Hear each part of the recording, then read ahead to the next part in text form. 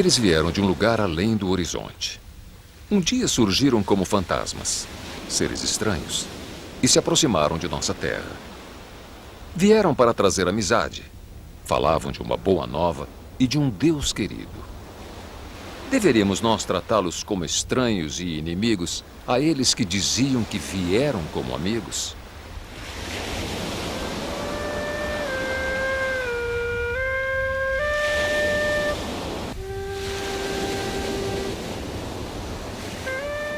Nós os avistamos de nossas matas. Primeiro de forma nebulosa, depois mais nitidamente. Tinham grandes navios como nunca havíamos visto. Vestiam uniformes e traziam nas mãos cruzes e espadas. Nós ficamos divididos entre admiração e medo.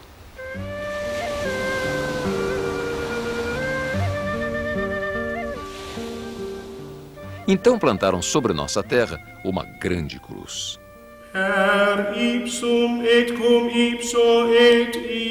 E enquanto rezavam com ofertas e reverências para o seu Deus, o nosso povo entoou com eles um grande hino de louvor. Nós dançávamos nossos rituais. Cantávamos nossos cantos ao som de maracás, flautas, tambores. Nossos espíritos ancestrais nos fortaleciam e acompanhavam. Assim, o povo tupiniquim vivenciou a chegada do português Pedro Álvares Cabral, no dia 22 de abril de 1500. Nos 12 navios de guerra e comércio que compunham a esquadra de Cabral, vieram 1.350 homens. Após 44 dias de viagem marítima no caminho para as Índias, subitamente a tripulação se surpreende com uma terra à vista. Imaginaram tratar-se de pequena ilha no Atlântico, mas nesta rota, novos mundos se abrem para os famintos descobridores portugueses. Os Tupiniquim eram um povo numeroso, pertencente à grande família Tupi-Guarani. Um povo que seguia secularmente o caminho do sol nascente à procura da terra sem males, orientados pelas suas tradições ancestrais e por seus xamãs. Estavam agora diante do desconhecido, frente a frente com esses homens brancos, barbudos, vestidos de maneira estranha, com armas poderosas, que vieram como enviados do além. Tupiniquim é um dos 970 povos que no ano de 1500 habitavam inteiramente o atual território brasileiro. Povos distintos, com línguas, culturas, religiões e formas de se organizar diferentes uma das outras. Eram mais de 6 milhões de pessoas vivendo a liberdade, a alegria, a autonomia. Sua vida era um ritual. Nascimento e morte, doença e saúde, alegria e luto, o culto, o trabalho cotidiano, tudo era ritualizado. Os portugueses deram a todos estes povos um nome genérico, índios, porque acreditavam ter chegado às Índias e lhes mostravam desde o início a sua superioridade e poder. Iniciada a colonização, os povos indígenas foram perdendo gradativamente o direito às suas terras, à sua liberdade, aos seus modos de vida.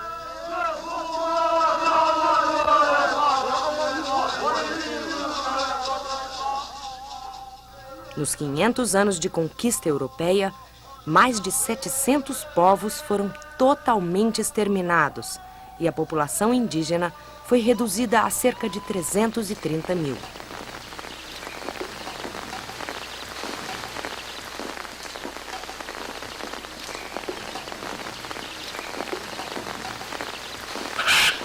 Por volta de 1532, a coroa portuguesa dividiu o Brasil em 15 zonas horizontais, as chamadas capitanias hereditárias, distribuídas a homens particularmente determinados a explorar seus recursos e expandir seu poderio.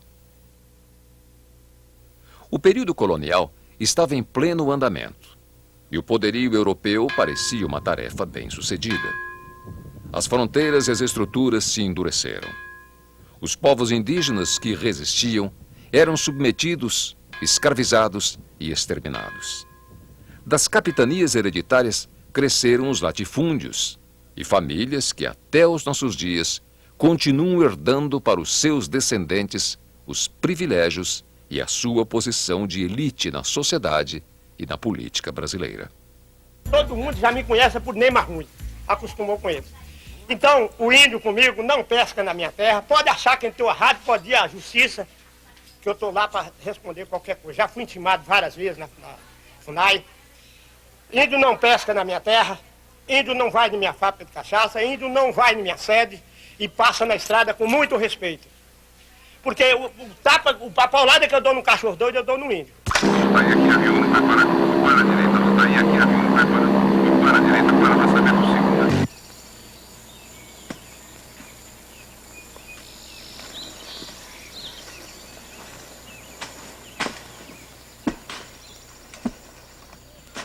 Domina a lei fatal dos mais fortes, dos poderosos. Do outro lado, estão os povos indígenas submetidos à violência e à opressão, em nome do chamado desenvolvimento nacional. As cenas do filme brasileiro Avaeté, baseado no massacre do Paralelo 11, ilustram essa realidade. O povo Avaeté foi totalmente exterminado em 1963, com utilização de veneno e de bombas. O objetivo desta ação violenta era liberar as terras para implementar projetos desenvolvimentistas. Neste mesmo período, outras aldeias receberam presentes e roupas infectas com vírus e epidemias. Povos, como os Nambiquara, foram reduzidos de 20 mil membros para 1.000. E a razão para esse massacre foi a construção da nova rodovia federal 364.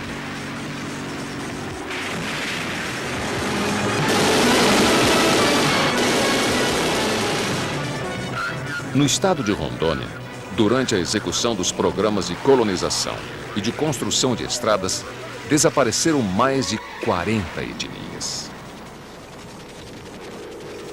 Os militares brasileiros formularam em 1976 uma espécie de solução final para os índios, o conhecido Projeto Rangel Reis.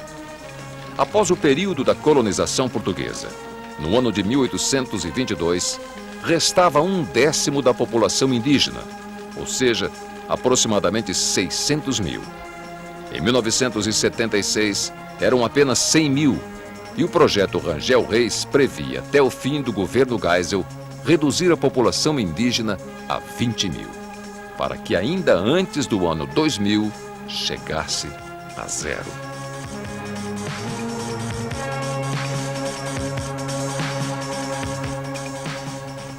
Os índios são considerados entraves no caminho do desenvolvimento do Brasil e para a consolidação da modernidade. Por isso, oficialmente, a proposta era integrar a sociedade nacional e gradativamente desaparecer. A diversidade étnica e cultural que compõe este imenso país é vista como obstáculo a ser superado para a consolidação do projeto dominante e de uma cultura única supostamente nacional.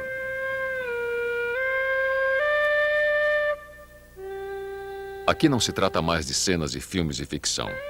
A realidade ainda é mais cruel.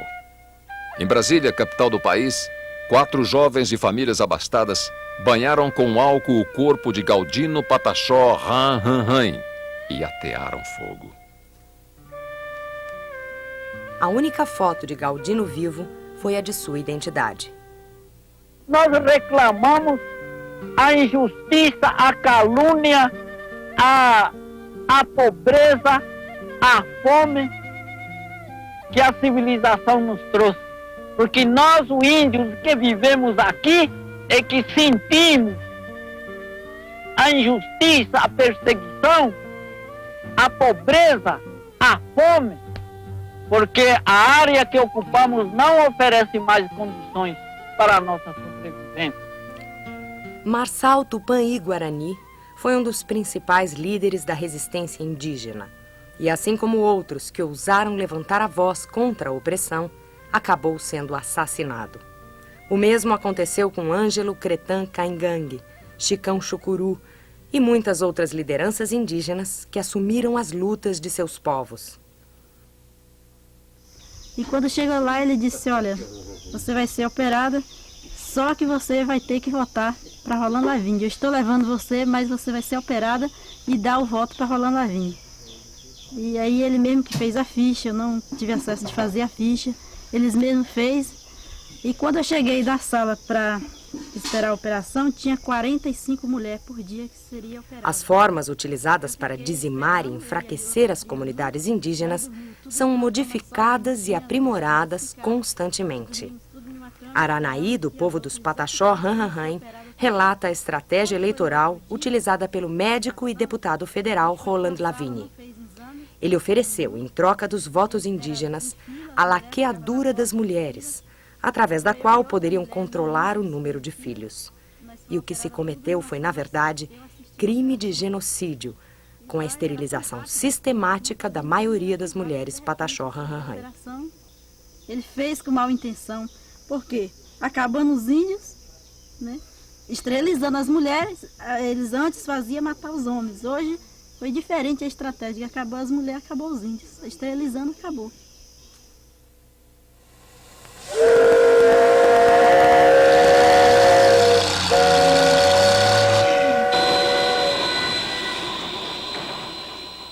O lobby dos latifundiários dentro do governo, das empresas mineradoras, madeireiras, consórcios de energia elétrica e de diversos grupos de interesses privados é que determina a política nacional que assegura interesses econômicos privados, em detrimento dos direitos dos povos indígenas, dos negros e dos excluídos deste sistema.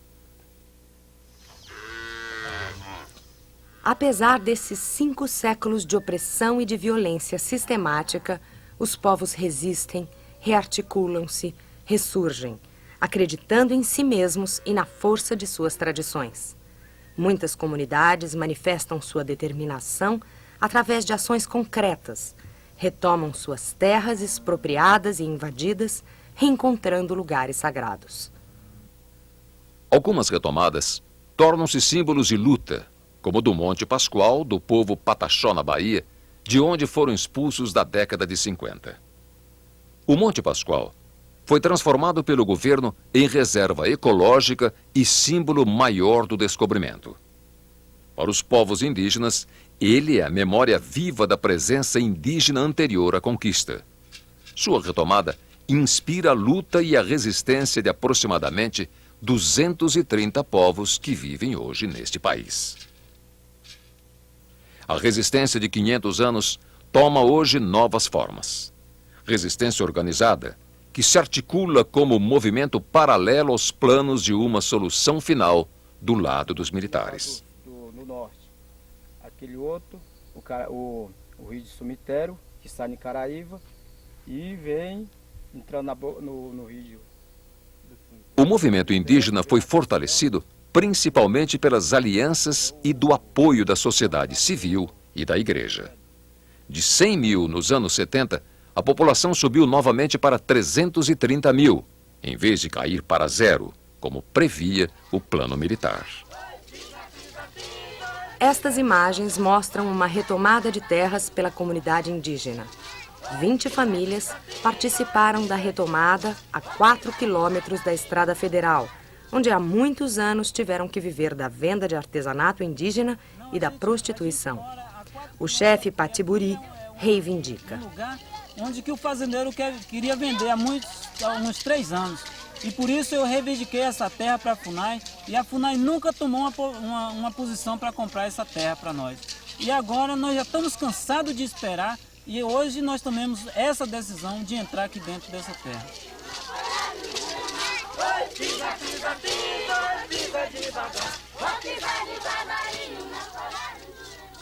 Os povos indígenas do Brasil desencadearam, ao lado da retomada de territórios, um processo de retomada de suas identidades e de suas histórias de luta.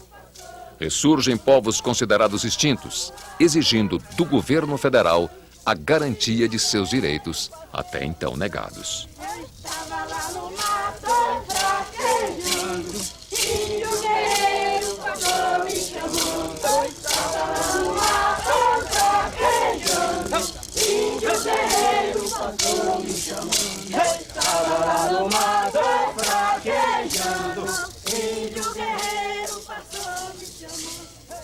Conseguiram a valorização de suas próprias tradições e crenças.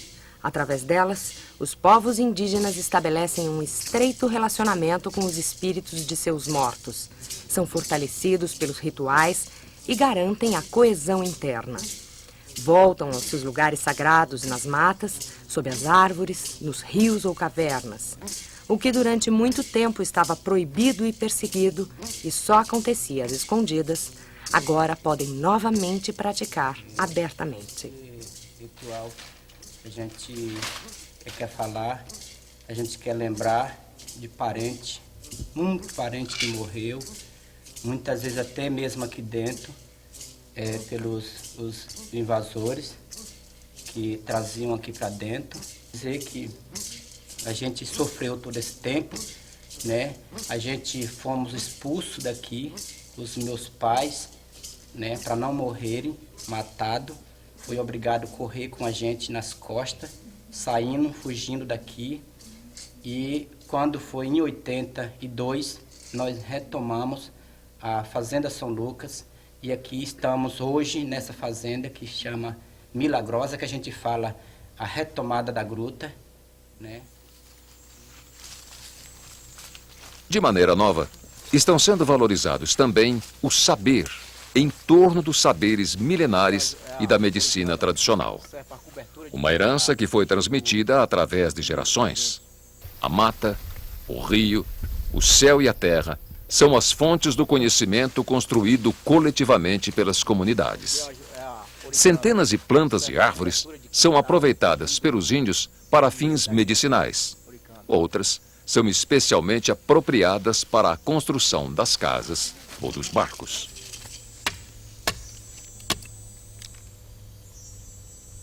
O sangue dela serve para dor na barriga.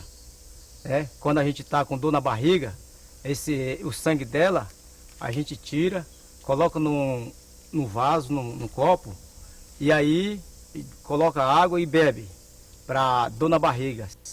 A gente passa a terra nela de novo, onde foi furado, que é para tratar dela, para ela não prejudicar ela, porque a gente quer ela para sempre, né?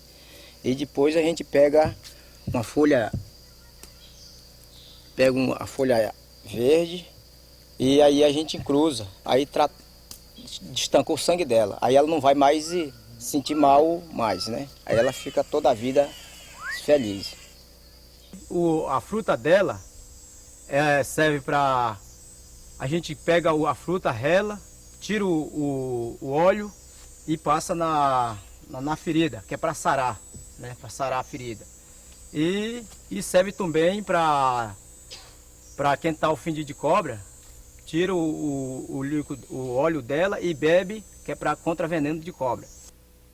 E aí a gente tira a casca dela, dessa ave, e a gente cozinha e bebe, né? Aí que é para sair o catarro dos peitos da gente. Os povos indígenas exercitaram uma outra forma de resistência quando, em 1987 e 88, participaram ativamente na elaboração da nova Constituição do Estado brasileiro. Com o apoio de alguns de seus aliados na luta pelo reconhecimento dos direitos indígenas, eles escreveram um dos capítulos mais marcantes na nova Constituição do Brasil, após o período da ditadura militar.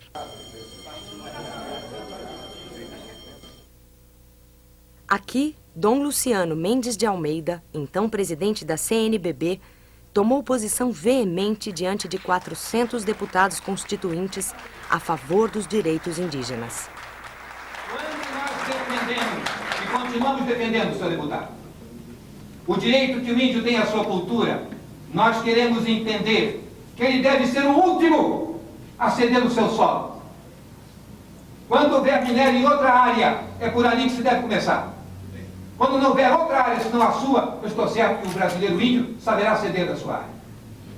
Mas começarmos gananciosamente a depredar a terra indígena porque eles são indefesos contra nós, queria ver fazer uma mineração numa área de pecuária de um rico aí de São Paulo. Queria ver.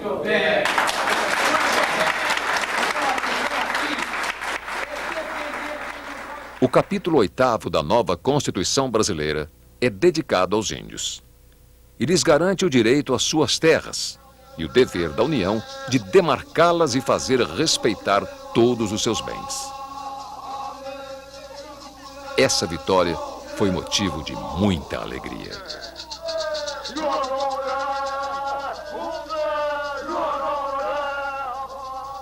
A Constituição assegura também aos povos indígenas o direito de viver de acordo com suas culturas, seus costumes e crenças, derrubando definitivamente a perspectiva de integração dos índios à sociedade nacional.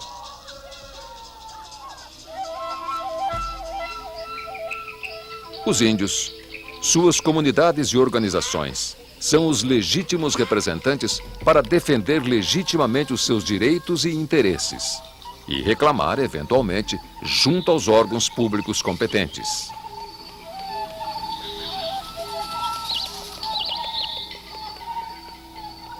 As maneiras criativas e tão variadas de viver, construídas pelos povos indígenas, põem em questão os objetivos e prioridades da ciência, da política, do mercado financeiro, como também a nossa própria visão do mundo. Desvela outras realidades possíveis, outras maneiras de relacionamento com a natureza e entre os seres humanos. A diversidade das culturas indígenas deveria acordar toda a humanidade e alertar para a noção de que o mundo não pode ser apenas globalizado. Um mundo globalizado é um mundo exclusivo para os ganhadores. Do outro lado estão os povos indígenas, os sem terra, os sem teto, os negros, os excluídos, os trabalhadores sem trabalho. A diversidade étnica e cultural é a maior riqueza deste país e não pode ser condenada em prol de um sistema econômico que somente beneficia elites.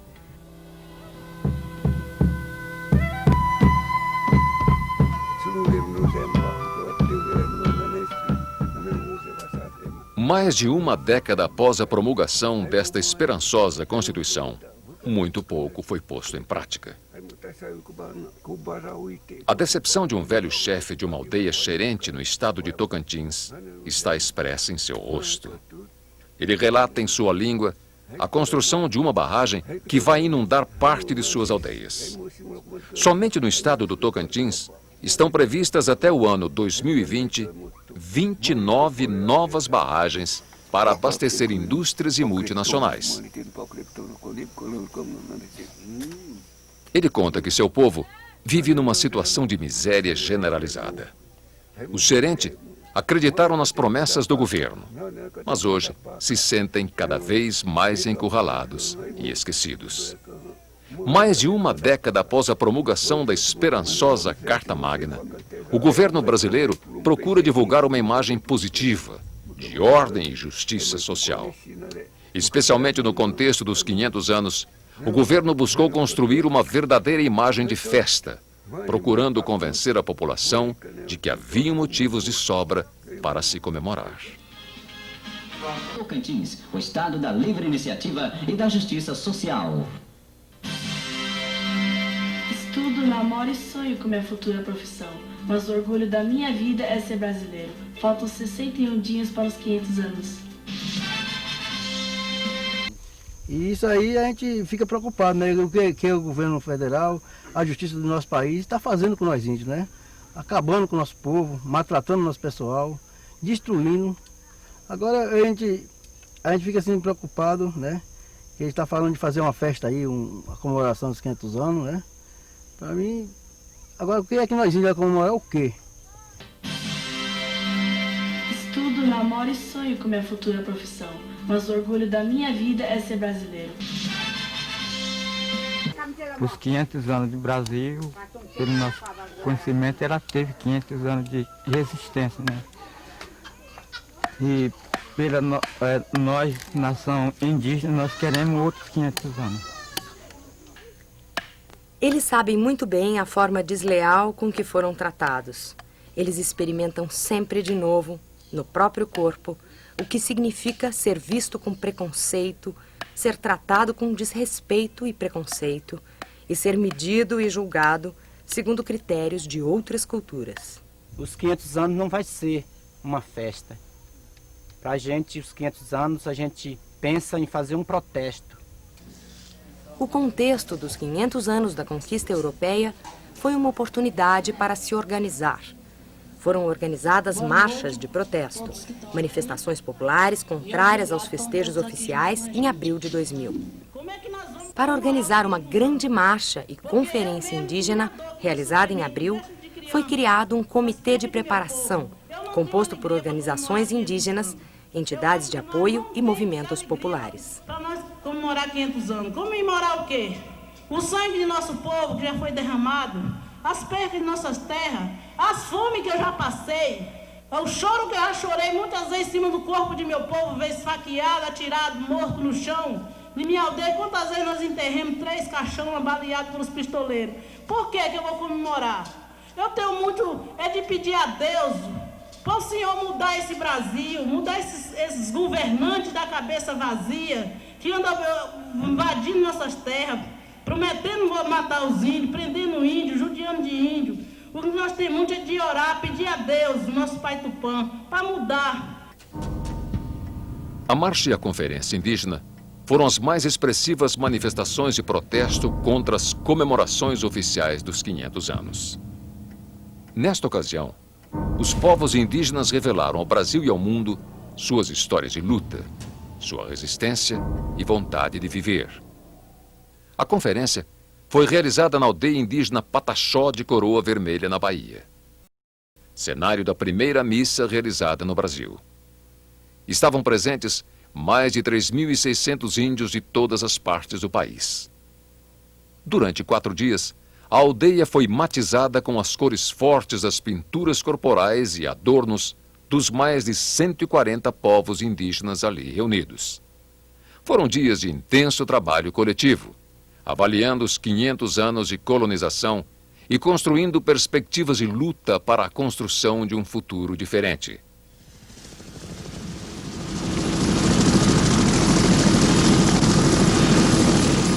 Dia 22 de abril de 2000. No dia em que se completam os 500 anos da conquista europeia, a violência contra os povos indígenas se repete na ação autoritária do governo federal e na truculência da polícia baiana.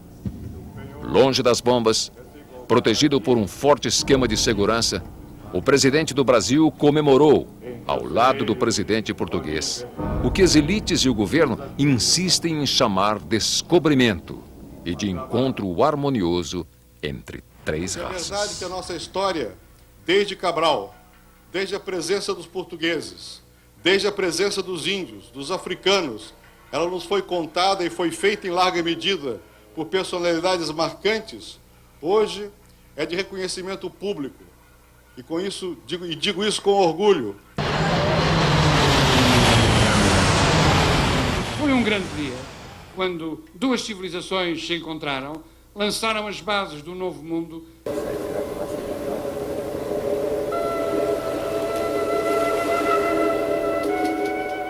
Foi exatamente aqui que surgiram, naquele tempo, aqueles homens barbados com a cruz e espada, que disseram que queriam ser amigos e traziam a boa nova de um Deus querido. Aqui levantaram eles a cruz. Nós os ajudamos a erguê-la e não sabíamos o quanto ela se tornaria o símbolo de nosso sofrimento e morte e do empobrecimento de toda a humanidade.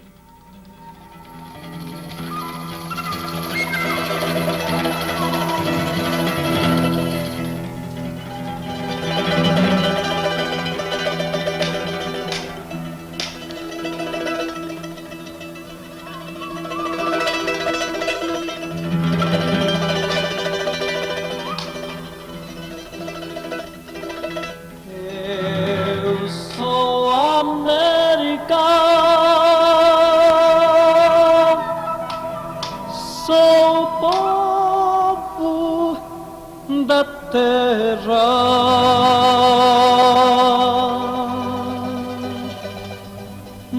terra sem mar.